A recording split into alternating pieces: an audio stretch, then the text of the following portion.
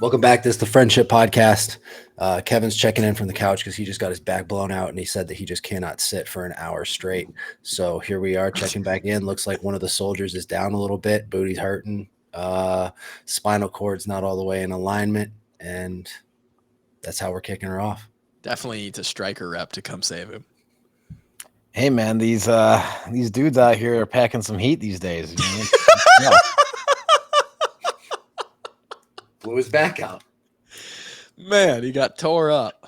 That's tough. Yeah, I mean, if you don't bring it, you get laid up.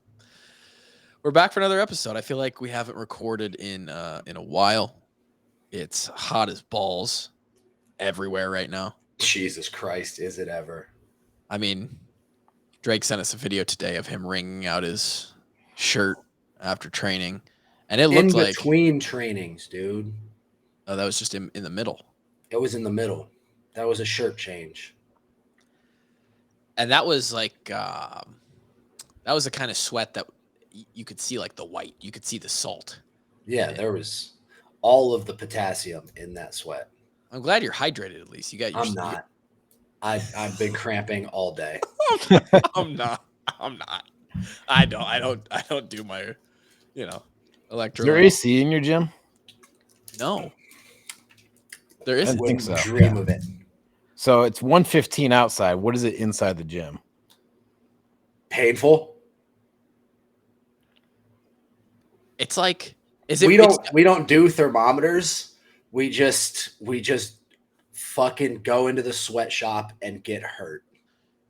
I guess like warming up's got to be easy though, right? I go straight from my car to the bike and I ride 15 minutes straight. Because when you go from like cold to on, it hurts bad. So I've just been dousing myself with that pain. And by the time I'm done with that 15 minutes on the bike, most people's workouts are done. I look like an absolute pool of fucking filth. I like hearing that, Drake, because that's the exact same warm up I usually do. I do a little 12 to 15 minute ramp warm up. Start low, hurts, man. Those Aerodyne bikes, they always just the pedals don't move right. They're fucking broken from the time you pull them out of the cocksucking box. For anyone out there who wants a real good warm up, and it may feel like you've overdone it, but if you just settle down for 5 minutes after you do it and your body is ready to work, do like 12 minutes, go 3-minute intervals. So you got 4 of them, and just start at like a low cadence and then add 3 or 4 RPMs for the next 3 minutes, and then another 3 or 4 RPMs, and then finally another 3 or 4 RPMs. And for that, like Drake said, you look like you're done with your workout after that. It's pretty great.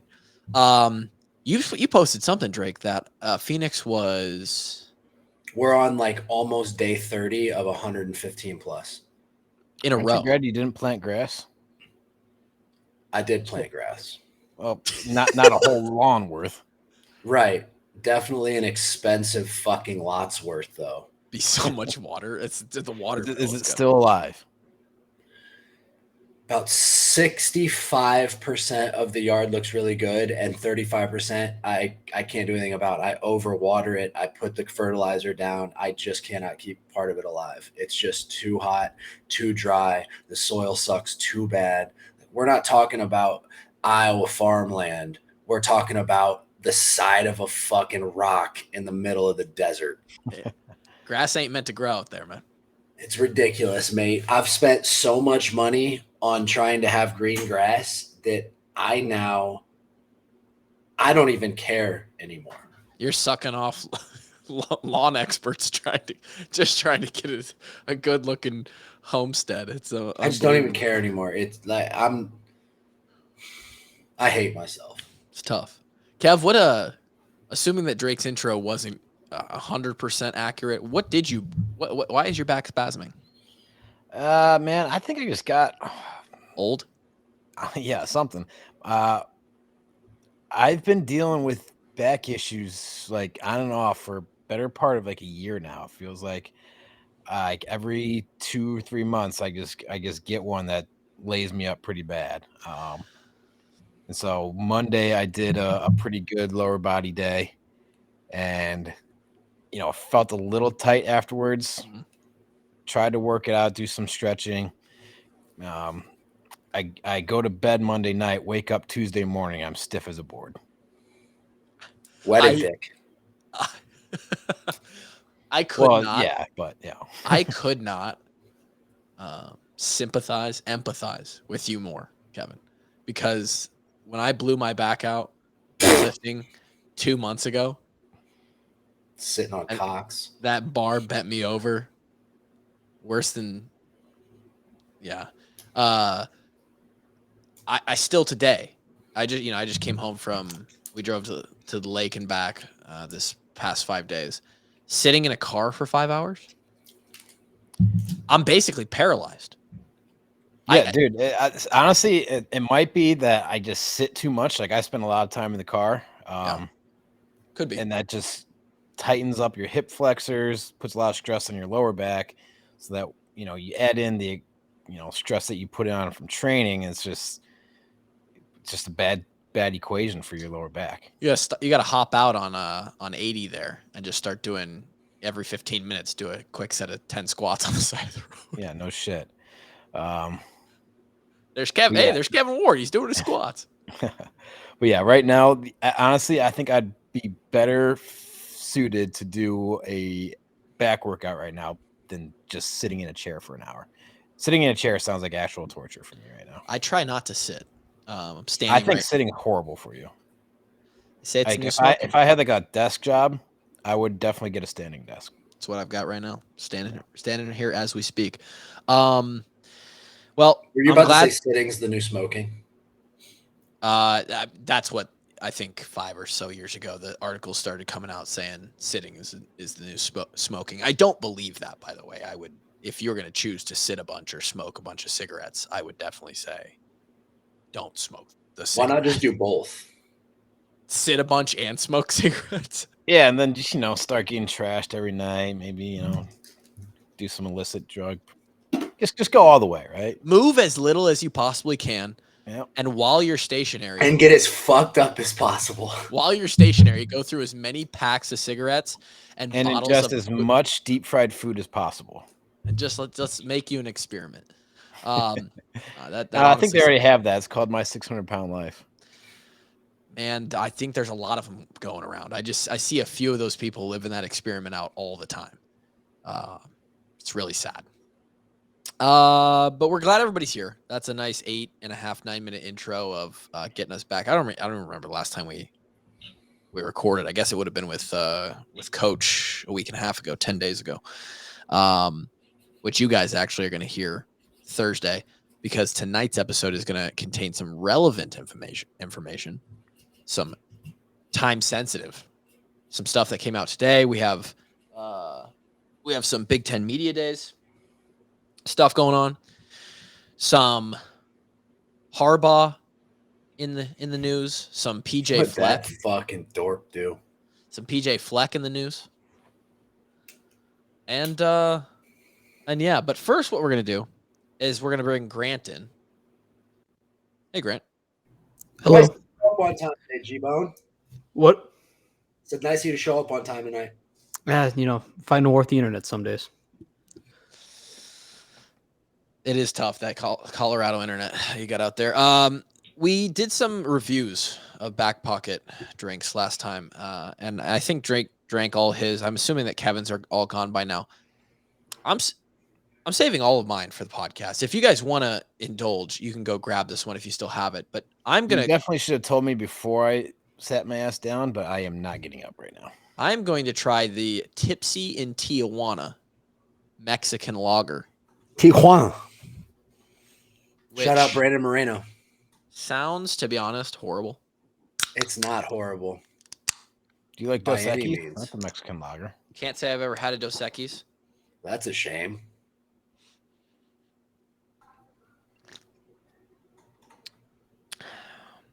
G-Spot, have you tried this one? I have, yeah. I had it last week. I thought it was pretty good. I really enjoyed it. Once Kluver's done sipping here, we can get on with this one. It's not as bad as I thought it would be. Tastes like beer. That's good, I think, right? again, not the best You beer pour that out reviewer. into a cold glass and put a lime in it. That's a really good beer. If It's like I'm a gonna, 7. I'll give it a 7.5 out of 10. if I'm gonna be fully honest, it kind of smells like Drake's car. Drake's just getting. He's just got 12 cans of those in the back seat, just It's empty. I don't know. A couple of herbs and spices. It's is got what a you're little. trying to say? It's got a little bit of herbiness to the nose, if you know what I'm saying. Secret blend of herbs and spices. Yeah, yeah. It's no worse. It's no worse. Here you go, back pocket. It's no worse than any beer I've had, right? And that includes all the normal name brand beers. Doesn't include the Swarm beer. Have not had the Swarm beer yet. But I'll give that on the beer scale. Fuck. What's the best beer I've ever had? You probably say Bud Light, Mulvaney. I was gonna say Blue Moon, honestly. That's a respectable Okay, choice. choice. Say That's, Blue- yeah, it's a Blue Moon's a choice. good beer. If Blue Moon's like in the 8s, I guess, or 9 range, I'll give the Tipsy in Tijuana like a 6.8. Okay. All I right. think it's a little better than that, but sure. That herbiness I think you're lowballing it. I don't love that. I don't love that that herbiness on the nose. I don't like that. What do you give it, Grant? I think this is like, I gave the sour a 7.7. I think this is like a just slightly above it, anywhere between like 7.8, maybe to potential 8. I thought it was pretty good. It's a good Okay. beer. I think it's a good beer. I respect that. Yeah, I am telling the people right now that my review doesn't mean dick, and that they should listen to you guys. Drake, you liked this one. Yeah, I said it's probably about a 7.5. I drank it out of the can. If you put it in a cold beer glass with a lime, it might even be better than that. Maybe drop a little salt in there. I'll bet it'd be a pretty enjoyable experience. I wish I would probably try it. You know what? Salt in beer sounds like it would make it more enjoyable for me. It's just a little bit. You just put a hint. Yeah, it's not a lot. Yeah. It's a splash. It's a little ocean beer. Little ocean beer, huh? Grant, how you been? If you go too crazy, I'm good. Thanks for asking. How are you? I miss you. I missed you too. I missed all of you guys. Can we get the Cream Stillery's rating on this beer? It's 15 feet that way, and I'm not getting it. Okay. Oh. We'll get Kevin's Okay. on maybe the next episode. Gotcha. But that was the Tipsy in Tijuana by Back Pocket. Go try them out. How about an Apple review before we get to some stuff? Oh, it's been a while. I found one. So for those listening, we currently have 998 ratings on Apple. So we need going to be the lucky 1,000. We need a couple more of you to go and rate our podcast. 1 to 5 stars doesn't matter.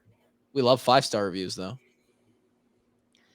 And if you want to leave a written review, you can. We'll read it like I'm about to do so on this one, and maybe we'll record it record it on the show. This one says 5 stars. Rogan should have these guys as guests. So stupid. No. Immediately discredited. Let me just give you a quick format of a Washed Up Walk-Ons podcast. Drake intros the podcast by roasting Tyler, who's too busy looking at an Insta post he made of himself doing CrossFit to care. Kevin sounds like a fish with a turn signal every now and again, but offers the only useful thoughts that aren't demeaning or narcissistic. I take demeaning, you take narcissistic. Tyler, yes, correct. Tyler tells some story about how he's a bad father and can't even stand up from a toilet without getting a concussion. Drake says something that would get all of them canceled if it wasn't bleeped out. Kevin eats something, and then they talk about how he owns Stryker. Episode over, and you are still laughing. So you hop on Patreon, give some money to the Iowa Children's Hospital to hear what Drake has to say without the bleeps on DHT, and you get done and realize they mentioned nothing about Iowa sports, but you don't care because you're just itching for the next episode. And if it is about Iowa sports during football season, you get more info than you could have ever imagined. Love you guys. That might be my new favorite review right there. More than sentient chicken breast? The sentient chicken had me dying, but that was a very quality review right there. Shout out to nobody will whoever that beat was. sentient chicken breast. The reviewer didn't put his real name, just goes by the screen name Prodigy1631. So Prodigy, thank you for that. Go review the Washed Up Walk-Ons on Apple, Spotify, or wherever you listen to your podcasts. Need 2 more. Need 2 more to get to 1,000. Jim Leonard. See this, Kev? No, I didn't. This just come out today. Yesterday or today. Share screen real quick. Jim Leonard. Wow. Going to Illinois, huh? Hired by the Illini as a senior football analyst. That's What do you think about that, huh? That is not even a lateral move. Oh, no, not for him. But, No, that's. but for Illinois? Fuck. I think he's going to want to beat Wisconsin real bad. Oh, yeah. He must. This makes that game interesting. I mean, I'm curious as to what his mindset is behind taking that job. I am too. Because Me he too. is extremely overqualified for that. Yeah, a senior football analyst, dude. What? So when I see guys get hired as a senior football analyst, and this is my very light take. It's not like I'm seeking out all the senior football analysts out there. It's usually one of 2 people. It's somebody like Paul Rhodes when he left Iowa State. And I think he actually went and was a DB coach for Auburn or something like that. Right? Yeah. But it's a guy like that who failed as a head coach or failed somewhere as a coordinator, and nobody really wants them, but they want to stay at a high level. And so they go on as a senior football analyst, or it's an old guy. It's like a guy who kind of doesn't want to coach anymore. But Yeah, it's like a partial work type gig. Like it's like a Reese Morgan, but he isn't officially like a senior football analyst. He just shows up to the complex still every day, you know? So Jim Leonard, who is arguably a top 5 head coaching prospect in the world of college football, I would think. If not, he's like Top 10 for sure. top 5, top 10 DC candidate as well. 100%. So going intra-division to a lesser team. Now, granted, Illinois is on the come up, and now he's a part of this come up. Bielema's doing things over there. Now he's got to deal with Bert Bielema. I will say this, not that they were really competing with Northwestern before, but I said this, I retweeted this and I said, I do not want Illinois to get any better. Fuck. And Jim Leonard makes Illinois better. Their defense was worse. He was already their defense last year was already top 10 in the country. So this is interesting. And I saw somewhere that it may be just a 1-year deal. I don't know what he's doing, but it just seems like this guy, I thought he was a lock for the Wisconsin job. And Fickell's obviously, he proved to be a great coach where he was before. I think he will do well at Wisconsin. That was before they started putting out cringy content, though. Yeah, before they started lifting and fucking Darth sex Vader dungeon masks. I don't know, man. This one was just weird. It was a little weird. Interesting. I did want to go back to the. Yeah, it could just be like just a regroup year. You know, you don't want a gap in your resume, but you're sure. You know, maybe there wasn't the right job out there for you this year, right? Sure. And so, like you know, this is obviously not a long-term deal for him. So just stay close to the game, stay sharp, and then probably look for a better opportunity next year. Yeah. You forgot to add "hate your life" in there. Yeah, Champagne's fun. One more. This came out after we posted our Northwestern thoughts. This says that they were taught. There was more stories or articles that came out about Northwestern and hating all the way back to the 1990s. And then a new article from The Athletic included a memorable quote from a former player who said, quote, "It was weirdo fat guys on the team doing weirdo fat guy shit." Which is an all-time quote. That's an all-time quote. To be And- talking about what's going on there. Given what the original article stated, yeah, that would be an accurate assessment. Yep. I will say that in my time in locker rooms from high school through college, the fat guys are generally doing the weirdest shit in the locker room. I think you two would concur on that. Yeah, absolutely. Oh man. When I read this, I just thought, yeah, it checks out, you know? I love him saying it was weirdo fat guys doing weirdo fat guy shit. Like, I mean, that is an all-time explanation. It's incredible. I don't know if you guys saw, but more has come out from Northwestern about Yeah, now that's funny. a volleyball coach, a baseball coach,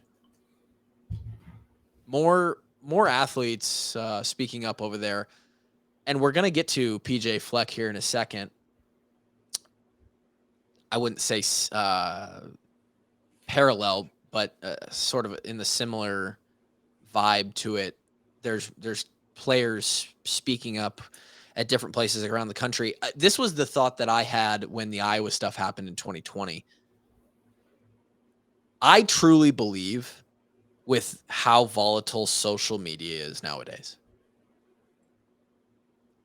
that something like what's happening here with Northwestern, what happened with Iowa, could very easily happen at Anywhere. just about every single school in the country. Absolutely. Because Go ahead. Because at every single school in the country, you have guys or girls, doesn't matter, who feel like their career did not pay. And this gets a little dicey here because I'm not fully, again, this is going to sound like I'm discounting the stuff that the Iowa players said that that was true, or I'm discounting the account from the people who feel like they were sexually assaulted at Northwestern. I'm just saying it could happen in a similar way because there are going to be players who feel like they were slighted. Their careers did not pan out like they thought they were going to. They felt like they didn't get enough playing time. They felt like they were discriminated against. And maybe it did not happen. But with how today's world works, you say something about it, you're probably going to have a couple friends or buddies who were in the same boat, or teammates who were in the same boat. And now a couple people say something about it, and that goes on social media. People are going to believe you because it's juicy, because it's scandalous. Or it's even like, a couple valid complaints come out, and then you get the dog shit that comes in with it to pile Sure. on, right? Which was a lot of the Iowa stuff. Sure, yeah. Couple valid complaints coming from some reputable guys who were able to just to defend and stand up and kind of speak out some actual credible stuff. And then you have stories of like, oh yeah, KF spit on my car one day. Come on. Like, there's a difference between these stories. So I really think it could happen anywhere. Yeah, and I think And it just takes one person I to say think something. players also realize that even as alumni, they have a lot of leverage too. Absolutely. Yeah. I mean, we just saw a almost 2-decade head coach get canned over basically social media reactions, right? I mean, Yeah. they weren't going to fire him before it came out, right? Yeah. 100%. I mean, he was unfireable. We talked about it. Yeah. Similarly, over here in the land of the Gophers, this came out today. And this is by Front Office Sports, reputable source. And I've not seen this yet, so please summarize this for me.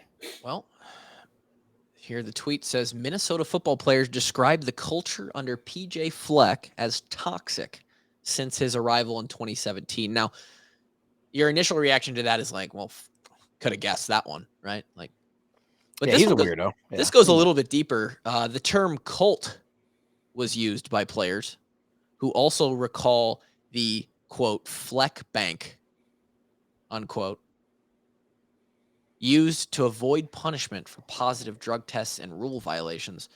I did not actually click into the story. This was on the way home right before we got on the podcast, and I just clicked into the article here. It says, some of it's a little like, come on now. Like, I don't know. So I think some of it's a little overblown personally. But you think so? well, like some of it's like they were mad that it was like they wanted me to like not think of myself as an individual. It's like, oh, so like being a part of a team, like, yeah, I can see that. And well, that goes this back is to another thing, kind of going towards your last point, Kluve, is there can be a lot of people that have great experiences at a lot of these programs, and at the same time, like, you know, there's a lot of washouts. It's just not for them, you know, good, bad, and different. It's not for them. The culture isn't for them. And what's and they can look back and have disgruntled feelings about that, right? what I was just going to say was it wasn't for them, but they don't understand that it wasn't for them, and they think that it's supposed to be for everybody. And the college reason football is not for everybody, and college so athletics is not for everybody, right? And so then they feel like the reason that their career, their life, their 4 years at said university didn't work out was because they were picked on or they were discriminated against. And I'm not one to defend PJ Fleck. I think he's an absolute weirdo. Total weirdo. He's But I would definitely just a say in cuck. general around college sports that, you know, there's high attrition rates on teams, right? Because it's hard. It's hard stuff, and Extremely. you do have to give up a lot of personal time, and you do have to make personal sacrifices for the greater good of the team, right? And that can be very difficult on 18 to 22-year-old kids, right? Very. Now, is that necessarily wrong or bad? No, I think it's just one of the things you sign up for, right? It's a sacrifice you make to get to play college football or college sports. Here it says kind of what Grant was alluding to. He was making us say, forget about yourself as an individual, the player said. I was baffled because it's not anything logical. If you forget about yourself, then who are you? Added a fourth player, it's based around Fleck's ego. You have to talk a certain way. You have to be a certain way within the building of the University of Minnesota. It's very much like brainwashing. And it's just like, yes, but like I've also heard some weird things about Fleck though. So like, sure. Like, And this that, could yeah, he takes it to like a different level of, I don't even know how to say it, but it's just like it goes beyond being a team, fitting like falling in line. It's like he's just a weirdo up there. It sounds like. I agree, but that strikes a chord there, Kev, where and again, it goes back to what Iowa got in trouble for. Is it's the Iowa way, right? You drop the ego as an individual player, you become one as the team, you do and live and behave for the team, for the betterment of the program, and that gets taken the wrong way by a lot of young kids. That gets taken by a lot of young kids as, oh, they're brainwashing me. I'm being indoctrinated into this. Like, I have to forget. I can't be myself. I can't. There's a real kind of fuzzy line between that. And I think there is a line, and I often think back to, you remember when we had Mark on the podcast? Yep. When he was strength coach, Northwest Missouri, I believe so. Yeah. One of the Missouri schools. And he said that his coach had a great line that I wrote down and I won't forget it. If I ever go back into coaching in my entire life, I will preach it. And I think coaches today have to do a great job of communicating this, but it's the line was, be you, but align with us, right? Like we don't want to strip your individuality away from us, from yourself, but you have to align to our values and how we do things here. Mm-hmm. Yeah. And that's And where if anyone, I highly recommend you go back and listen to that last episode we did with Mark. and we need to have him back on because he's in a totally different role now. Yeah. With the Cubbies. And any time with Mark Wiseman is just good fucking time. That's where I believe, again, the listener can draw their own conclusions. That's where I believe Iowa got into trouble. Doyle got into trouble was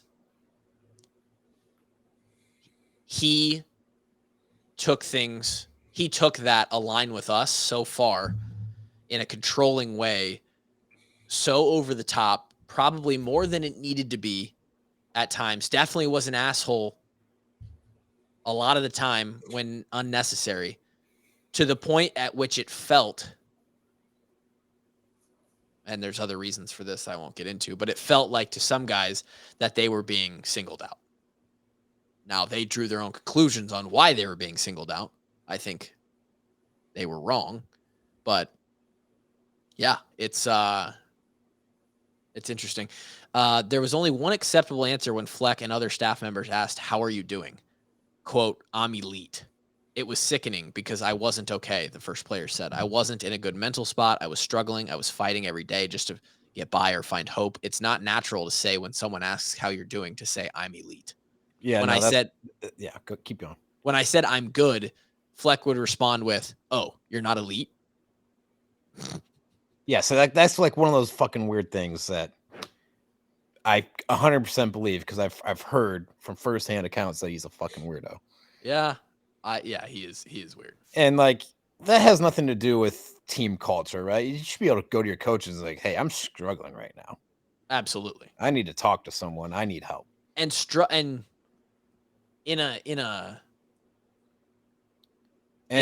again, going back to it, being a college football player is hard. I was just going to say, in an environment where players are going to be struggling a lot.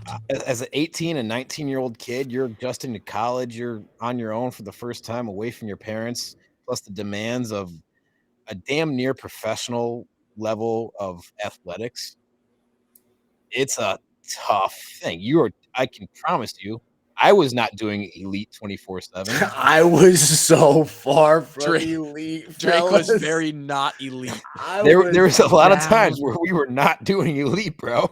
Brother, I was down bad for a while. I didn't reach any 2 consecutive days of feeling elite until about the summer of 2015, if we're being honest. So 100%, man. Fuck you. It was 2018 before I felt elite. It was last year, in fact, when Drake felt elite for the first time. No, you're right. You're spot on, Kev. It's an environment where it's hard. You're going to struggle, and you have to push yourself. But for very few are going to go through their entire college career and just be like, "Yeah, I just didn't really struggle with anything," you know?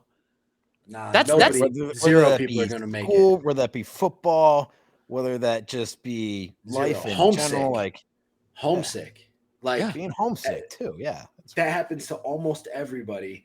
I was 40 minutes from home and was still kind of homesick. Like, you don't get through it without struggle. It's impossible. Yeah. So I don't know what more will come of that, or if more Minnesota players will talk. But did you see the part where he would throw out positive drug test if you had enough Fleck coins? That's what they said, the Fleck bank, to avoid. Yeah, how do you get Fleck coins? I think it's like in a Brownie kindergarten points. class where you get like a golden star for being like in your homework and on time. That's how I interpreted it. So I take it that these were not actual physical coins that were. So if you throw I hope they're coins. Or make enough these are kind of like the Greg tokens that we talked about. Greg tokens. Let's go. They're not a physical commodity, but they exist. Exactly. Yeah. That's where it gets they exist to get you a pair of socks, not a drug test thrown out. And for those that don't understand that, we've talked about drug testing before. The university can do its own drug testing, of which they don't have to report to the NCAA or the Big Ten. So we got tested all the fucking time at Iowa, and 90% of the time, maybe more, it was by in-house testing, right? And it was probably 95%. 95% or more. Mm-hmm. And that in-house test was simply Coach Ferentz and Coach Doyle, maybe the athletic department as well, sort of agreeing to basically test on a random and frequent basis so that they could pretty much catch. Just keep you honest. Yeah, it was to keep everybody honest before it would ever get to a Big Ten or NCAA level. And They so were keeping me real cocksucking honest there for a while. And so Fleck, if they do the same I thing, couldn't show up to the complex without pissing in somebody's hand. I swear to God. Wow, you pissed in their hand? That's weird. I just used a cup when I did it, but I just remember you have to pull your pants down to your knees and do the and twirl. show them your wee wee. Hey, look at me. I'm small. Yeah, you do a little cock circle. It's like, all right, need you to drop those things to your knees. I've got a cup in my hand and nothing in my ass. Let me take a piss. I used to sit down and take a dump while I did it. I was getting so frustrated I kept being on the drug test list. It's Ike's favorite thing. In front of the guy. It's Ike's favorite thing to do is shit in front of a drug tester. Yeah. Ike Butker took no more joy than when he was on the list taking a fat, steamy shit in front of the drug testing person. Because they have to watch you. Because they have to watch you do it. Yeah. It was his favorite thing. I will never forget the first time he told me that story. He came home. I was sitting in the back with Josie, and he goes, "Yeah, I was on the freaking drug test today." And Josie goes, "Oh, were you able to piss right away?" And he's like, "Yeah, I just sat down and took a shit right in front of that fucking guy's face."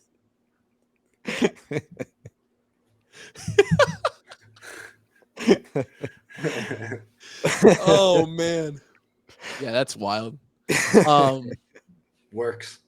I don't know what's going to happen with Northwestern or Minnesota or anybody else that comes out. All I know is I 100% agree with you. We're going to start seeing stories like these more. I think it's going to come out more and more. Yeah. It's so easy for someone to just say something and then, there's a million news outlets out there. Every single one of them's looking for juicy, stories to run. They're like, oh yeah, somebody got discriminated against. Somebody got touched or diddled or somebody, they're avoiding drug tests, whatever, Why is Justin Jefferson trending? I don't know. Let's move to. I was expecting you to click the link and fucking find out. Let me go back. A little It's impromptu. not much. He's mentoring Jordan Addison right now. Isn't Addison cool? Oh yeah, that dude, the dude who was speeding to save his dog. He drove like 150 miles an hour to get his dog to the vet or something. I'll allow it. I got PTSD on that. Yeah. Way more understandable than like Henry Ruggs, right? But he didn't kill anybody. But 150, 100 probably will do, right? No. When you're trying to save your dog, you there gotta save is your dog, no man. limit. All right. Old Jim Harbaugh, khaki pants, will be suspended. Investigation of Michigan. Speaking recruiting. of fucking weirdos, man, there's some weird dudes in the Big Ten. This guy slept in a recruit's bedroom, I think, on his floor. Okay, but let's just be from three weird dudes here, Kev. You can admit you're a weird dude, right? Oh, 100%, yeah. But And we know normal, Kluwer's a weird right? dude. Football coaches. So it's a pot calling the kettle black here, but we can do that because we're also kettles, weird ones. You have to be weird to be a football coach. Now there's different levels of weird, but you have to be weird to be a football coach. I don't know if weird's the right something, but there's got to be a lot of something's football gotta be coaches I would not off. describe as weird at all. There's got to be but something's got to be off because Yeah. the amount that you're willing to sacrifice in being a football coach is nuts. It's nuts. Of course, yeah. I mean, but there's a Yeah. lot of jobs out there that require you to sacrifice a shit ton of time. Yeah, but not Like- under the microscope of being a head football coach at the highest level. You're right, but that doesn't mean they have to be socially weird. right, and that's where I think That's whatever fair. Jake's. I think whatever Drake's talking about, there is something there. I don't know if weird is the word, but I Yeah. agree with you. I agree with you, Drake. There is something. There's a screw loose somewhere. Somewhere. And it's a I didn't specific. want his players to eat chicken because a chicken is a nervous animal. It's Like that's fucking a weird. nervous bird. What? Yeah. The skittish bird, man. Michigan head coach Jim Harbaugh and the NCAA are expected to negotiate, which is interesting to me. That part's interesting to me. A 4-game suspension to start the 2023 season. The suspension is tied to an NCAA investigation into Michigan recruiting. And Grant, you could pop in and give me your, I'm sure you probably read into this more than I did, but from what I could tell in the dialogue around these tweets, it was like he literally got in trouble for buying a recruited cheeseburger. Yeah, he bought hamburgers. Yeah. He bought, and like they were texting him out when they're supposed to be recruiting dead periods. But from what I glanced over the article was they would have gotten like a slap on the wrist from that is that they lied to NCAA investigators. and then they lied. Yeah. That was what got him the bigger punishment. Okay. Who tells the truth these days, though? I was gonna say, I mean, the 4 games that they're gonna miss. Let me see if I can. Dude, it's hilarious that it's just negotiable. You know, That's like, what I hey, thought was hilarious. what do you want to do? Well, what do you want to give me? 4 games. Well, what do you got for me? It's like, but can we make it 3? You know, like they're going back and Harbaugh, forth on a. I kind of like the way your wife's looking. Let me get a closer look. You get 2 games, not 4. 2 games, and I get to bend her over. And Jesus. hey, you let me stay at your vacation house. We'll make this 1 game. Slap on the wrist, huh? I don't know. Eyes wide shut. Me and your wife, you're clear. No games. It was funny how someone made a great point. They got 4 games, or he gets 4 games, but Tennessee gets like hardly any punishment for all the recruiting violations they had like a couple years ago with the coach that's no longer there. I get it, but they were talking about obviously Ohio State's fan base chimed in. They're like, only Jim Harbaugh in Michigan would get this sort of home cooking on something where,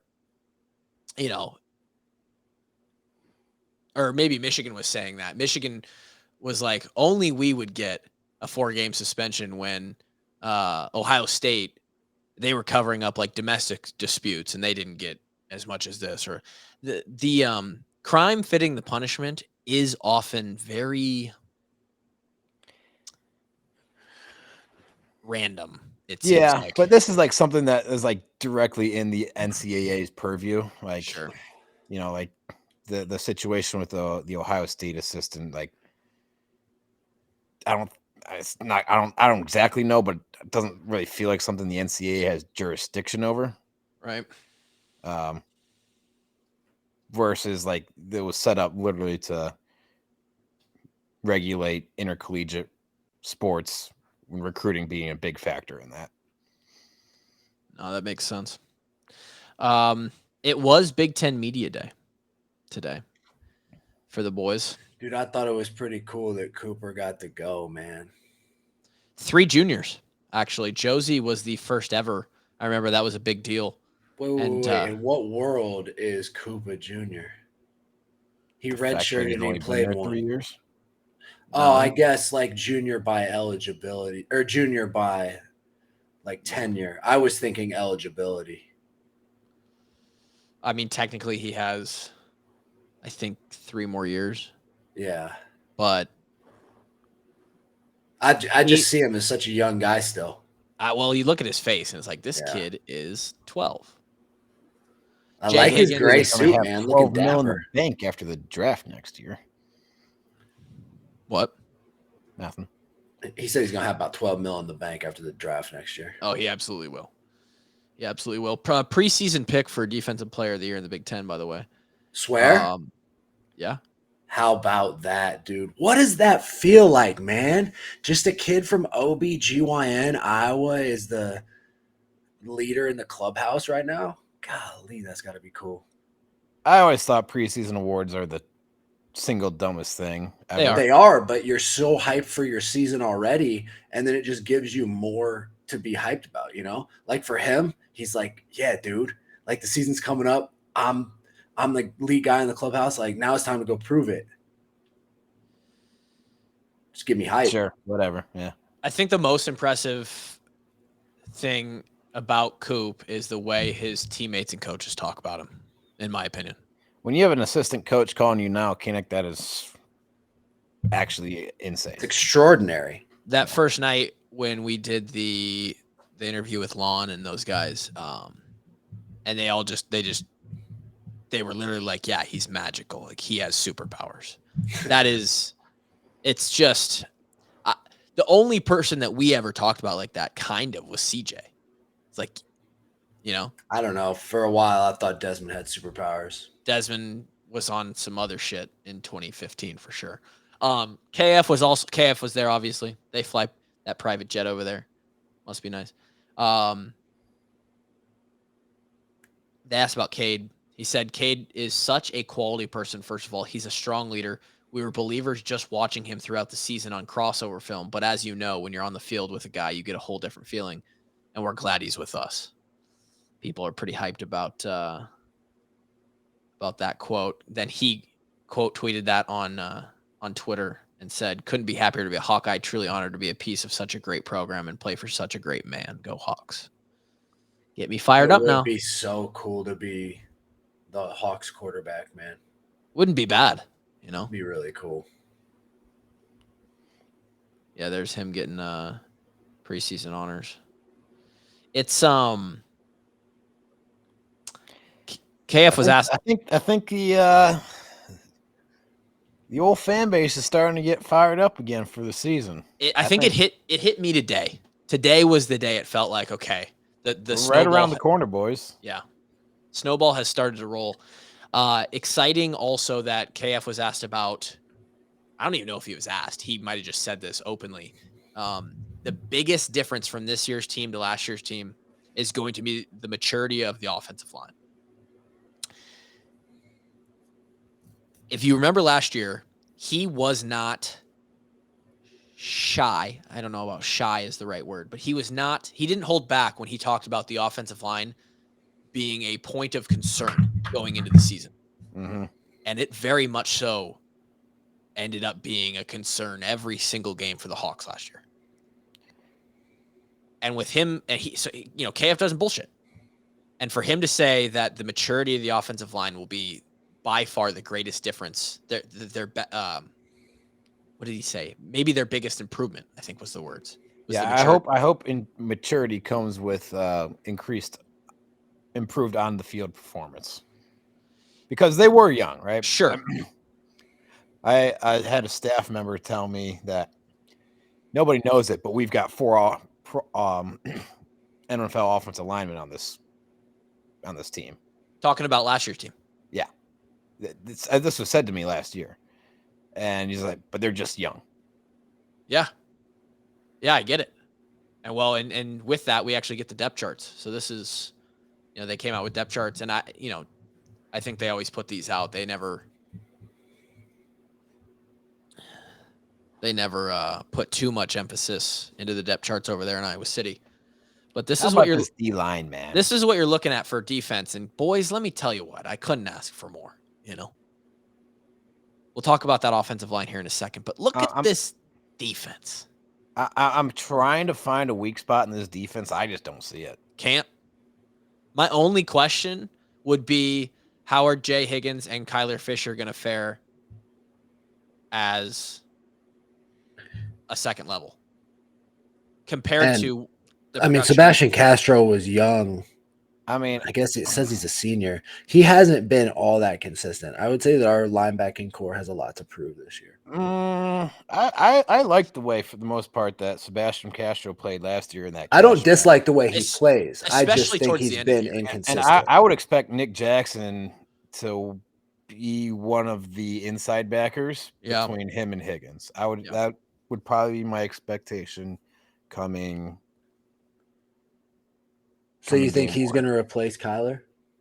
Oh, man, it ain't bad to have depth. That's all. No, it isn't at all. And linebacker's a tough position to play. Deontay Craig, Noah Shannon, Logan Lee, Joe Evans. Yeah, I fucking love this defensive line. Wow. And the great thing, like, we rotate our defensive lines pretty regularly because that's a very tiring position to play. Yeah, look at the backups, dude. You got 2 real good rotations in there. Llewellyn, who got time last year, I believe, a little bit. Graves, who got a little time last year, and they see him as a star eventually. Isn't Black, Aaron Graves massive? I actually don't know. Well, yeah, it says he's 6'4", 293. Oh, I did. I honestly didn't even look at that. I feel like I've seen pictures of him, and he is gigantic. Well, he's a man. Yeah. I mean, those 8. Ethan Herquette, I know, had a couple big tackles last year. Great plays. And this is why I'm not worried about a little bit less experience of a linebacking core. They're going to have the defensive line eating up a lot of blocks for them. A lot, dude. They are not going to have to make up for a whole lot of mistakes from that front 4. And you know what? The people haven't heard it yet, but when they listen to Abdul's podcast on Thursday, they're going to hear about why he had less tackles in 2004. And it's because he then went on to name that defensive line, and it was fucking stacked. Oh my God. Dude. This and then the back 4 too, man. That's a damn good secondary. Now we do have a question, right? We do have a little bit of a question in depth in the secondary. Yeah, we do. But... So for those looking or watching, and we encourage you to sign up for the YouTube. Sign up, fucking subscribe to YouTube, hit the notification bell. I don't know how much Kevin and Drake will be involved. We might be able to get Drake on some. Gary and I, G-Bone and I, plan to do some live shows every week. Little Hawkeye daily news show, very short kind of live stuff on YouTube. So we're going to be doing more there. But if you can see here on the screen, we've got Cooper, X, Quinn Schulte, Jermari Harris. Fucking love those 4, right? Yeah, that's a great 4. That's an incredible 4. That's like a top. You said, everything after that 4 is an unproven commodity. So, Sebastian slotted in as the Leo cash position, and then he's also the backup at strong to Xavier Wampa. TJ Hall, who we know as the guy he's a pretty highly recruited cat, isn't he? I feel like I know the name. He's TJ the guy Hall. that came in when Coop got hurt against Nebraska and got burned last year, right? So wasn't ready to go. We had some trial by fire there. And I'm sure he's learned from that. Yeah. Still needs to prove himself. And then we have 2 guys who have not gotten playing time, both highly touted recruits, I believe. This Cohen Entringer is an athlete, bro. Absolute dog athlete. And I don't know anything about Deshaun Lee. But, again, it's Phil Parker, right? Guy just knows what he's doing. He doesn't put guys in those spots if they're not gonna be ready. So I just trust. But I feel great about that starting 4. You got a lot of talent, and I think you got a lot of guys who will make sure people are in the right spots, getting the right calls, getting the right checks. That there's not going to be a whole lot of miscommunications, not a whole lot of mental errors. Basically, we're going to be able to play really good, sound, fundamental Iowa football with this defense, and it's going to be another top 10 defense. I'll be disappointed if they are not a top 10 defense in a myriad of categories. I was just going to say, if they're not top 10, I'd be disappointed, and I would not be surprised if they're top 5. I mean, it's just I know people don't look at it this way, but if you take away the linebackers, because it's we're just kind of unproven there. There's not a ton of experience. We lost a couple dogs in those positions, and you go across KF's tenure. I don't know if. I mean, you can definitely find a couple other years, but this year is going to have a defensive line rotation and a starting 4 in the secondary that rivals just about every other one in the KF era. You look at that. You look at the top 7 or 8 defensive linemen and the top 4 DBs, and I don't know another year that comes to mind where you could 100% say that we had more talent there. I mean, we're fucking loaded, and you love to see it. Yeah. Lots of love for the fullback today on Twitter, by the way. Lots of love for the fullback. before you go to the next to the offense, we have a very solid special teams unit. Once Oh, again. and by the way, we'll probably be top 5. Torrey Taylor is the preseason pick in a lot of publications to be the first team All-American punter. Drew Stevens was money last year as a young kicker, and Luke Elkin is probably 2 or 3 times better than I was at long snapper, and I was serviceable. I was very serviceable. So we're good. It's good to know our long snapper can at least ride all the rides at Disney. One we had was fucking Murph. So what were you saying about the fullback, G-Bone? Talk to me. You're just Oh, getting a lot of Take a love. look. Look how fucking big he is, huh? Okay, so first of all, that's not a fullback. That's a tight end. He's wearing 88. He's standing 6'5". So Well, get one thing perfectly clear here. he's going to put his hand in the ground, and he's going to be running the B, though.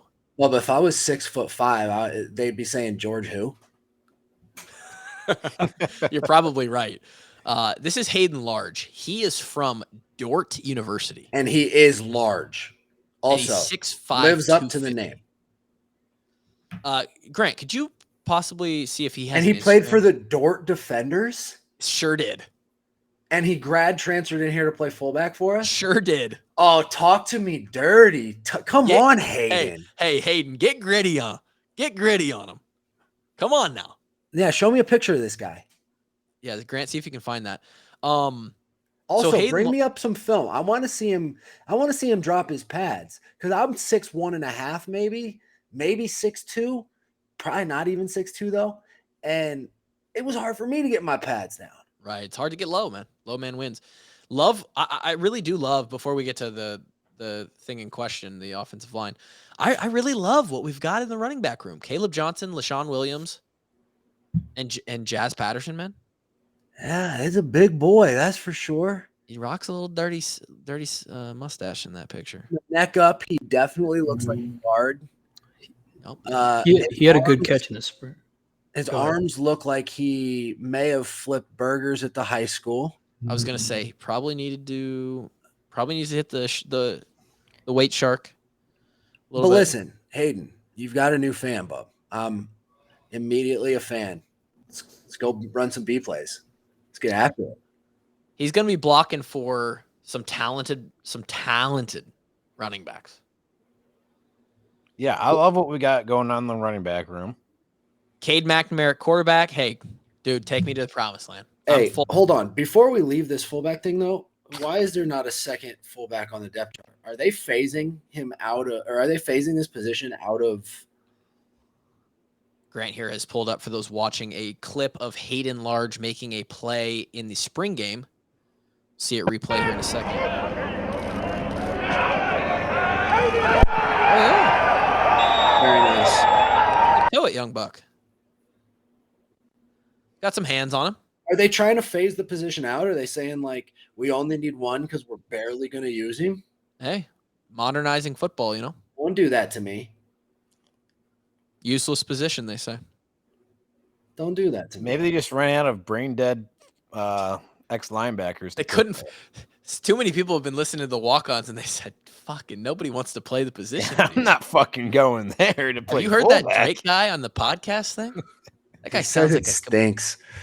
that guy says don't do it, and he's fucking crazy. So I like what we got at fullback. I like the running back room. Cade is my Heisman winner until he proves differently. And Really? that leaves Because us- Coop's my Heisman winner. That's true. That's facts. And that leaves us with our tight ends. Luke Wait, we Lachey and Eric All. 6'3", 260-pound quarterback. Yeah, that's our transfer from Wisconsin, Deacon Hill. He's going to Bubba. be the quarterback sneak specialist. Can you imagine the amount of triples Deacon's going to be eating at snack on Friday night? Bubba, that's not a quarterback. That's a skid loader. Can you imagine? No, dude, this is great. We're going to have our 6'3", 260-pound quarterback running a sneak with our 6'4", 260-pound fullback running right up his ass. To push the Yes, pile. please, baby. Come on. It's going to be unstoppable. We're QB sneak you, huh? QB sneak you, baby. I'm still upset that we did not sneak it for the 4th time versus USC. Oh, That would have been all time. talk about fully tented. Yeah, I like our running back situation, quarterback. We have a guy who's proven that he can win in the Big Ten. Tight ends are Receiver, good. we're a little thin. Well, yeah, we have a geriatric Nico Ragaini in there, but the guy can make plays. Tell you what. Now after that, there's some things to talk about here. We have a transfer, Caleb. What's his fucking name? Caleb Brown, I think. Caleb Brown from Ohio State. I don't know how long he's even been with the program at this point. He can't. I think Dang, Rusty after Feth spring got ball. beat out at guard. Well, and so that's another thing we're going to talk about here. I Lot of was not hype. expecting that big boy to get beat out. They other than Cade, they haven't done a whole lot with the transfers on the depth chart, right? Well, Eric- I don't think Caleb Brown has practiced a snap with the Hawks yet. Right. So he's expected to maybe come in and be serviceable as a receiver. And reminder, he's a young guy too. Yes. I think he was a true freshman last year at Ohio State, and I don't think he really played. I believe so. I believe that's correct. So this is not a guy with a whole lot of experience under his belt. Deontay Vines excites me. I like what he showed last year in spurts, in small batches. He is a little bit electric. Reminds me a little bit of Amir. Guy can run. He's shifty. I think he's a playmaker. I think he could do stuff for us. If we can get Caleb Brown or somebody else to step up, I mean, 3 receivers is all this offense needs, right? 2 receivers, man. Look at the tight end room. We got Luke Lachey and Eric All. We're going to be in 12 personnel a lot. And to be quite honest, this Addison Ostrenga kid, the 3rd string tight end, I think he's going to make some plays too. Big recruit coming out of high school. He's 6'4", 255 already as a sophomore. I think he's going to make plays. And that really brings us to the line where I think that sparked most of the conversation today online. Expected returners here were Richmond at left tackle. Colby, I believe, was at left guard last year starting. And then Logan Jones at center. We really had to shore up that right side. Colby has been shifted back behind Nick DeYoung, who was at right tackle a lot last year. Nick DeYoung, the oldest. I got to admit, I was surprised to see Jennings Dunker play a right tackle. I was expecting him to be a guard. Well, and this is what excites me. He just won the hay bale toss at Soul and Beef Days. For the 2nd year in a row. 2 years running. All-time record, right? And he set the all-time record, beating Werfsey and Linderbaum. How about that? I don't think that directly correlates, but sign me up. There is a correlation that is positive there. But sign my ass up for the Jennings Dunker fan club. We already heard about how many protein shakes this man consumes. I'm on the train. Oh, I've been on the train since he was drinking 18 protein shakes a day. So if he's and notice behind him, we got the Virginia transfer, Dejon Parker. Man, that's right. So neither of the transfer offensive linemen find the day one starting lineup. I think there's a chance. We still have a whole camp here, again, boys. these guys have not had a whole lot of snaps in the Iowa program offense. I think there can be a lot of change here in the next month between what we see here and what we see before Utah State. And I think the most possible one is when you look at that right guard spot. Bo Stevens was iffy last year, right? He was one of those guys who he was hit or miss. They were all hit or miss, let's be honest. That right side where he was often But behind him sits the Miami of Ohio transfer, Rusty Feth. He started every single game for 4 years for that program. Mm-hmm. And he looks like a Viking. Correct. He looks like he should be in Gears of War. Did he go through spring ball with the Hawks? He did not. Or did he? I'm not sure on him. I don't know either. I think he came after. Well, this makes a lot of sense then. But I believe once they get into camp, like Kevin said, and they start to get some reps in the Hawkeye uniform, I think old Rusty's going to find his way into that top 5. That'd be my guess. I just want a guy with that much experience playing. Same. Yeah. Same. Mm-hmm. He did not practice in the spring. All right. So this checks out. So I, as a fan here, if you're listening, I would not be shocked to see some shifting around here, especially on the offensive line. To hear Coach Ferentz again say that the maturity, and I'm assuming, and maybe it's not safe to assume all the time, but I'm assuming when he says the maturity is going to be better, I think the production is probably going to be better as well. That excites me. Well, it's also another year in the weight room, right? We talked about that a lot last season. Young they were guys. young guys, and you need not only to develop mentally, offensive line's a hard position to play, but it's the toughest position to play when you're unprepared physically. And another year of growing into your body, another year of weight room, being able to be more physical, it can do a lot. So You got to imagine they look huge. So I mean, 315 across the looks board. looks like a big line. They've got fucking size, man. I mean, if you just take the starters right now, you've got Richmond at 6'6", 312, DeYoung at 6'6", 305, Logan Jones at 6'3", 290 as a center, Stevens as 6'6", 320. If you throw Rusty in there at starting right guard, it's 6'5", 310. Jennings Dunker 6'5", 320. That man's a behemoth. I mean, that's a line now. And some big boys. Now we gotta see them move their feet, protect, and move from people from point A to point B. You gotta imagine if they can just be okay, right? We've got Cade back there. He's won a Big Ten championship. He knows how to play quarterback. We've got a decent stable of running backs. We have some all-star tight ends. No pun intended. And then you get a couple of receivers that can make plays. If your run game is working, your pass game works a little bit better. We know our special teams game is going to be good, and our defense is not going to allow a whole lot of big plays. This offense just needs to move the ball a little bit. I'm convinced. 15-0. Book it. The schedule is very favorable this year. We're gonna do. We're gonna save that. We're gonna save the schedule and maybe save a prediction. that. But yeah. The hype, Kev, that you started, the feeling of it's. I think that the hype in the Hawkeye world is starting to, the fire is starting to get a little bit burnt up a little bit. It's palpable. Yeah, exactly. We're getting the kindling going. I like it. And I think there's a reason to be excited. I think we'll talk about it in a future episode. But we will. We're gonna save the schedule. I'm actually going to reach out to the Discord and try and aggregate some predictions on our record this year, game by game. And we're going to use the Discord. We're going to use some media predictions from online, and then we're going to give our own. We'll make that an episode. Now some hype in the washed up. What'd you say? We got a top 5. We do have a top 5.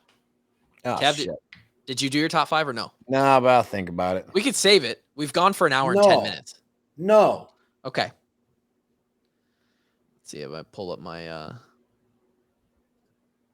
Can I get a clarifier on the top 5? Yeah, go for it. Or do you want to introduce the topic first? Yeah, top 5 summer things, just things that are in any way associated with summer. I kind of went obscure here. I didn't go just So it's not like traits of summer. It's like things is it like things more you do in summer? Correct. Yes. Anything. Any association. You could literally say the weather. If your birthday is in July, you could say that. Yeah, absolutely. I don't think that applies to anyone here.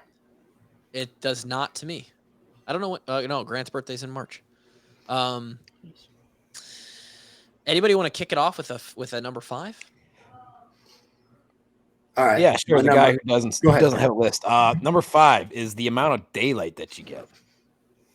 I actually love the amount of daylight we get because I, for one, definitely suffer from what do you call that when it gets dark? Seasonal depression. Seasonal depression. That's a real fucking thing. It's a bitch. Yeah, it's a bitch, and this makes my list as well. We'll get there, but good pick, Kev. Drake. My number 5 is pool basketball. Pool basketball. That's a clutch little pull there. I like that. it. I like it a lot. I like that. My number 5, kind of out there, but the Summer Olympics. I love the Summer Olympics. I do too, but I mean that's a one in every Once 4 every summers. 4 year. Not a tough, It's my tough pick. number 5. Tough pick. It's what I thought about first and I don't know why, but Summer Olympics. Grant? All right, G-Bone. well, I wrote down a lot of stuff, so I'm kind of. Grant prepared a top 50. Yeah, so I don't know if we'll have an honorable mention portion can. of this, but We can. yeah. So my 5 though was wishing it was football season. Just sitting around on Twitter a lot, looking at final future bets, looking at that first weekend, watching highlights, getting ready for it. I know you guys are talking about it as like it's sitting in now. Like I've been waiting since February. I've been waiting forever for this. So it's that time of year for me.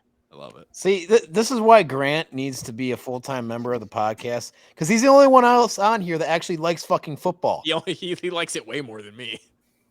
Way more. That's all I do. I'm about to do it's in the fall. It's 12-hour Saturday, sleep for like 6 hours, then wake up and do the same thing again. And that's the American dream right there, Grant. It's all anyone wants. You're a red-blooded American who has just great American values. Thank you. God bless you. I can't. You too.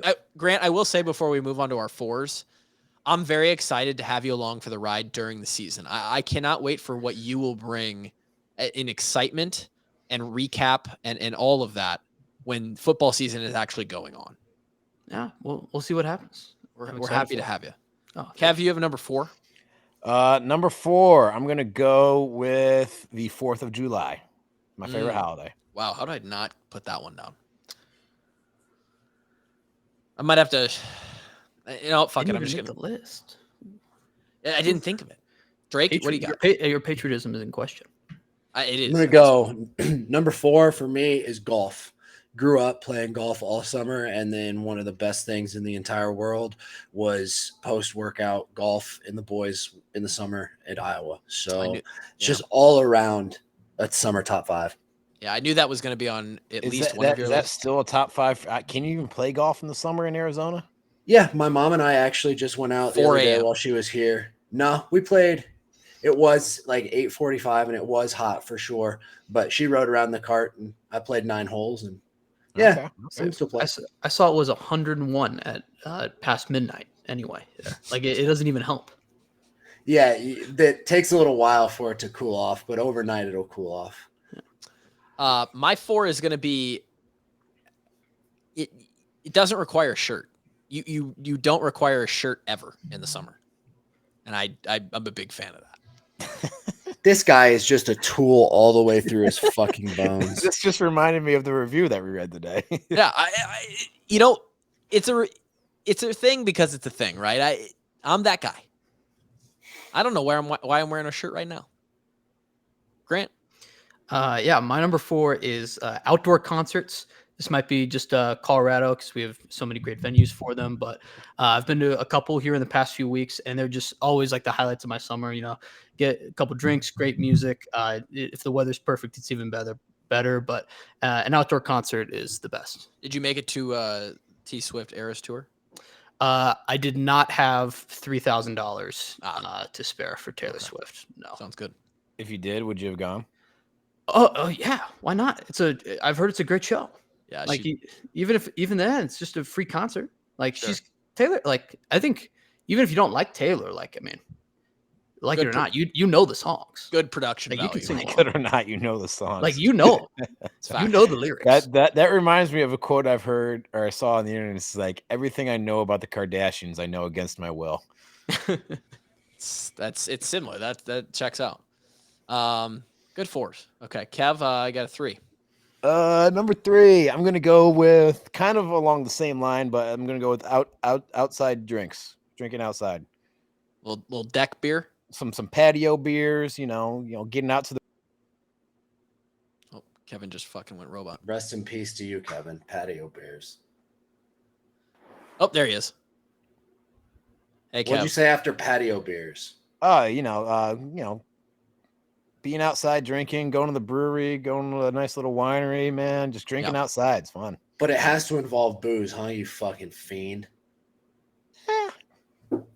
Likes his Makes pops. it a little more fun. Likes his pops. You got one, Drake? I'm gonna go with Hawaiian shave ice. That's a good one. That's a good one. Used to have a little tropical snow in Marshalltown. Hit that. Little tiger's blood. It's good stuff. The Number shave three- ice the in most Hawaii proper, is quite perfect nice. Hawaiian shave ice. Number 3 for me is going to be no school. It was my favorite thing ever. We've talked about on this. We talked about this many times about how I was not a great student. You weren't even a good student. Wouldn't even classify as an average student, probably. And so when there was no school, I was happy. It's good shit. Grant? All right, yeah, my number 3. We mentioned this earlier, but I have the 4th of July. Any true patriot has this in their top 5. It's a great holiday. You get Joey Chestnut slamming hot dogs, a little baseball, day off from work. It's a great holiday. Great to celebrate this great country. Can we get this guy a full-time gig? No, we don't have enough money. We're broke. Well, we'll sell him some equity. Can we each give him a little bit of equity? Do I get the 0.1% if you, or I get the 0.1% if you guys each own a third? It would be 1%. You get 1%. Well, Currently, own I 33, 34. Yeah, Kluver, give him your 1%. we'll talk. Number 2. Number 2, I'm gonna go with boating. I love boats. Being on a boat. Which you probably haven't done. You guys sold the lake house, right? We sold the lake house and we sold the boat. So Motherfucker. yeah, it's been a tough last 2 summers, but You'll don't find worry. it again. You'll find it. We'll get back there. I We'll know. get back there. I know you will. Yeah, once you own the company. I'm trying, Drake. I'm trying. That's a big boat. I like boats. Boats and hoes. Drake? Football off-season training. Summer training for you made the list. It was like in high school growing up. I mean, what is more fun than being a meathead in the summer, going to the weight room, lifting, doing all those off-season competitions, talking about chicks. Dude, you had going in the weight room and lifting before the season. You just got all these envisionments of you scoring 50 touchdowns and going and playing for Alabama and shit. Dude, off-season training was great. And then in the summer in Iowa, it was the best block other than the season because we were actually playing football then. So how was it for you guys? Because we actually practiced in the summer. We weren't allowed to do that. No, we didn't modeled practice. our off-season just like Iowa. We had a musky, off-season teams, and you did the challenges and the this, that, and the other. Okay, so we got 15 practices in June and July. Doesn't matter how you formatted them, but you had 15 practices. Then you started camp 2 days, like 2 weeks before the season started. That's how we did in high school. Some At of our players wouldn't Marshalltown- have sucked so much if we'd have fucking had 15 extra practices. At Marshalltown, the season ended, and for 70% of the people on the team, the season ended in October, November, whatever, and then you showed up to camp day 1, and that was how it worked. For guys like me and Gimbal, we went to the weight room 3 times a week in the summer, and yeah. Tough Our time. off-season program was very fun. We had a good time over there in Muscatine. My number 2 is going to be ice cream runs on the mopeds with the boys.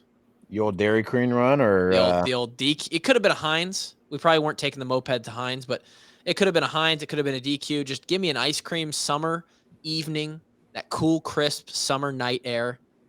Hey, you guys want to get some ice cream? Oh, fuck yeah. Some apple pie sounds pretty good to me, doesn't it? eating some apple pie ice cream on the 4th of July. Doesn't get much better. On a boat. Out on the boats. Drake's not a big boat guy. I'm not a huge boat guy either, to be honest. Grant, you probably like boats, don't you? It kind of depends. I've have a couple reckless boat driver friends that makes the experience a little. Yeah, we have one of those in this chat. Yes or no? I like overall positive. My stance on boats is yes. Pro. Okay. I'm pro boats. Grant is boats. officially my best friend on the podcast now. I'm pro wakeboarding and boat sports. I'm not. I don't want to just go be on a boat. I'm pro. Like I have no interest in cruises. Like if I'm pro running Kevin over with a jet ski. Yeah, and you know what? Every day that goes on, I wish that you had. I get it. Oh, it was close. Just a nice little 40-mile-an-hour jet ski straight to the dome. That's Just my dome's just smoke bobbing you. out of the water. You just could have smacked me. And Dude, R.I.P. to Naheem Hines' season. what He was- happened? Happened to him. I think from what I saw, Grant, back me up on this. He was out boating. He was on a jet ski. He was just sitting there kind of floating, and somebody else on another jet ski ran into him from the side. who? And he's on the jet ski or he's Naheem in the water? Hines. I didn't see this. What? Yeah, he's out for the year. I did not know this. Holy Yeah. fuck, he probably broke a leg and Yep. 3 other things. Grant, what was your number 2? My number 2, I can't believe none of you guys said this. My number 2 was Tight End University. It is the premier event of the summer. A bunch of America's best athletes and our friend George Athletes. Kittle. And your boy's doing anything he can to potentially get an invite back in the future. So I wanted to make sure I included it in the top 5. I fucking love this kid. Dude, you're so much more likable than me. It's unbelievable. It is unbelievable. And that brings us to our number 1.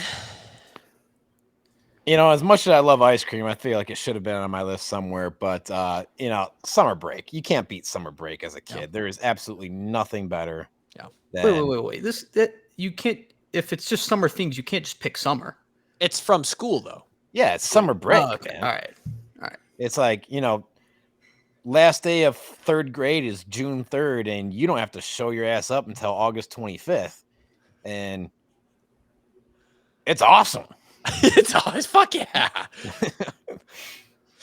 We're going to the Little League Diamond. Let's play double or nothing. Oh, exactly. Yeah. I don't know if you guys grew up in like neighborhoods, like, or if you were pretty isolated where you grew up. But What the fuck? What kind of question is that? oh, like I don't know, like Did like you guys how many were you in a houses trailer were park, around you, or right? how poor were you guys?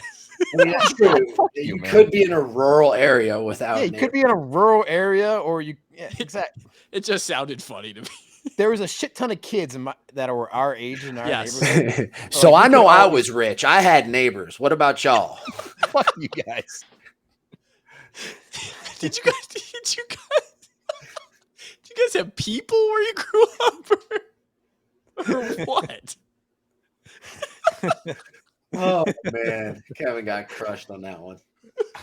I get it, Kev. You All the guys. neighborhood kids would, eventually everybody would be outside. You'd join up. You'd start a Yeah, football yeah. game. We could literally always get a pickup football game or baseball game going. And, Yeah. yeah. Fuck, that's funny. Just go ride bikes was always a big Bikes, Riding dude. bikes around the neighborhood, man. Riding for bikes sure. was the shit. I just have my buddy would just knock on my door and he's like, "You want to ride bikes?" And then I'd Yep. just be 9 hours of just riding in a cul-de-sac in a circle. Yeah, Dude, we played a game of kick the can that lasted like 5 hours one time. you show up at home. Your parents had no idea where you were all day. Eat dinner. Go back Yeah, outside. I mean, that was it. It's like, yeah, like, hey, be home before it's dark, right? Right. Yeah. Drake, you're number 1. School's out for summer, baby. Yeah. And Yeah, that's it's- it. It's unbeatable. Yeah, it's tough to beat. You chose Mine goes back. Call back to Kevin's first one. Is the I just want to call back that Klug chose ice cream over that. I mean, ice cream is pretty fucking. I good. mean, come on now. If we're calling balls and strikes, ice cream is clutch. I Pretty chose clutch. Hawaiian shave ice because I can have ice cream all year. Yeah, Hawaiian but you shave didn't ice was only choose it open in over summer. summer break. You're right. I Well, probably could have put these were kind of just I listed them out and then I kind of just threw them in an order when we started this. But my number 1 is going to end up being it's light out till. I mean, it's still light out right now. It's 8:00, and I think we still got an hour or so left. Maybe I think I enjoy the fact that it's light at 5 a.m. better than Love it's light that. at 9 p.m. love that. In Because you fact, just wake up at 5 p.m. Or 5 a.m. naturally, yeah, and it's if it could only be dark from 10 p.m. to 4 a.m. every day for every day of the year, I'd love that. Give me that. no. We need more than 6 hours of darkness. Okay, but we cannot have that winter bullshit where it's dark by 4:45.